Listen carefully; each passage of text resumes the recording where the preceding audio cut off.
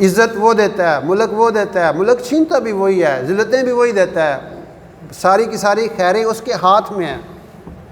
اچھا، ایک عام جو ہمارے یہاں نا ایک کنسیپٹ بنا ہوا ہے، ابھی یہ مہینہ سفر کا چل رہا ہے تو سفر کو منحوس سمجھا جاتا ہے، یہ عام بات ہے۔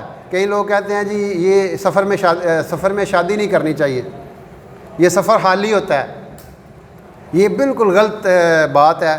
جو کچھ ہوتا ہے اللہ کی طرف سے ہوتا ہے، ہمارا یہ عقیدہ ہے والقدر خیرہ و شرہ من اللہ تعالی، جو کچھ ہوتا ہے اللہ کی طرف سے ہوتا ہے، خیر کے فیصلے، شر کے فیصلے۔ قرآن میں آتا ہے کہ اگر اللہ تمہیں نقصان دینا چاہے ساری دنیا تمہیں مل کے نفع نہیں دے سکتی، اور اگر اللہ تمہیں نفع دینا چاہے کوئی مل کے نقصان نہیں دے سکتا۔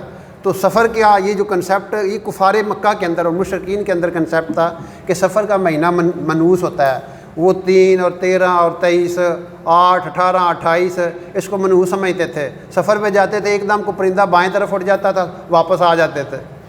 سفر کے مہینے میں خاص طور پہ یہ ایک کنسیپٹ تھا کہ یہ منحوس مہینہ ہے، اس میں بلائیں نازل ہوتی ہیں، اور ہمارے ہاں بھی یہ کنسیپٹ ہے کہ اس میں لوگ سفر نہیں کریں گے، شادی نہیں کریں گے۔ یہ بالکل غلط بات ہے اور یہ جاہلیت کی رسمیں ہیں۔ ہمارے ذہنوں میں کوئی ایسی بات نہیں ہونی چاہیے کہ ہم یہ کنسیپٹ اپنا بنائیں۔ جو کچھ ہوتا ہے اللہ کی طرف سے ہوتا ہے۔ ہمارے نبی علیہ الصلوۃ والسلام نے ایک حدیث میں فرمایا کہ یہ سفر لا سفر، یہ ایک لمبی حدیث کا ایک آخری حصہ ہے کہ یعنی سفر کوئی نہیں ہے، یعنی سفر سے مراد یہ ہے کہ اس میں کوئی ایسی نوست نہیں ہے، اس میں منحوس کوئی چیز نہیں ہے۔ جو کچھ ہوتا ہے اللہ رب العزت کی طرف سے ہوتا ہے۔ اس لیے اس مہینے کے اعتبار سے ہمارا بالکل کنسیپٹ کلیئر ہونا چاہیے۔ اور اس میں یہ جو ہمارے ہاں رواج بنا ہوا ہے، کہتے ہیں جی شادی ہوئی تو کوئی بال نہیں ہونے، اور یہ بے برکتی ہوتی ہے، اور اس میں نوست ہوتی ہے، اور اس میں بلائیں نازل ہوتی ہیں، ایسی بات نہیں۔ پہلے تو بندہ ویکھے جڑے 11 مہینے اگے شادیاں ہوئی ہیں وہ ساریاں کامیاب نے، اتنے لڑائیاں جھگڑے نہیں ہوتے، اتنے طلاقاں نہیں ہوندیاں، اتنے سارا کام نہیں ہوتا پیا۔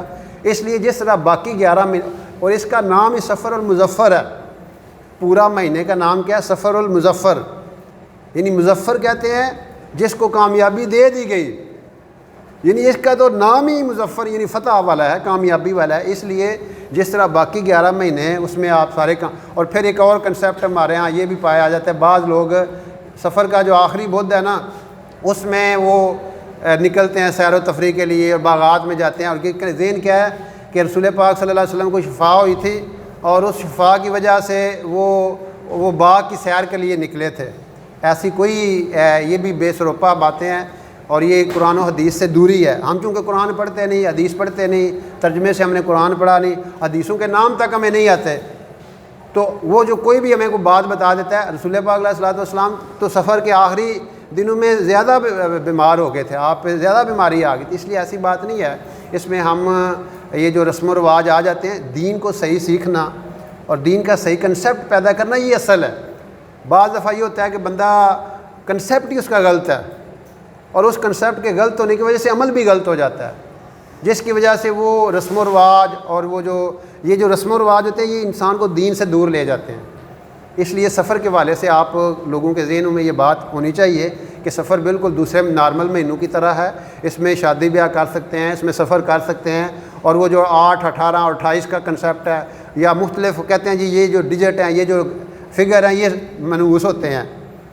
یہ کئی دن منگل کو کئی لوگ جو ہے وہ منگل کو منحوس سمجھتے ہیں، ایسی بات نہیں ہے۔ آندے نے بدھ تے کام سدھ، بدھ کے بارے میں سنا ہوگا نا، بدھ کام سدھ، ایسا معاملہ نہیں ہے، بلکہ جو کوئی یہ مسلمان کا یقین ہونا چاہیے کہ میرے سارے معاملات اللہ کی طرف سے ہوتے ہیں، مجھے خوشی ملتی ہے اللہ دیتا ہے، مجھے غم ملتا ہے اللہ کی طرح آتا ہے۔ اللہ قرآن میں کہتا ہے وہی ہے جو تمہیں ہنساتا ہے، وہی ہے جو تمہیں رلاتا ہے، وہی تمہیں عزت دیتا ہے، وہی تمہیں ذلت دیتا ہے۔ جب تک یہ یقین نہیں ہوگا پھر بندہ عمل نہیں کر سکتا۔ اس لیے یہ ذہنوں میں بات ہونی چاہیے۔ پھر اعمال میں سب سے بڑا عمل نماز کا ہے۔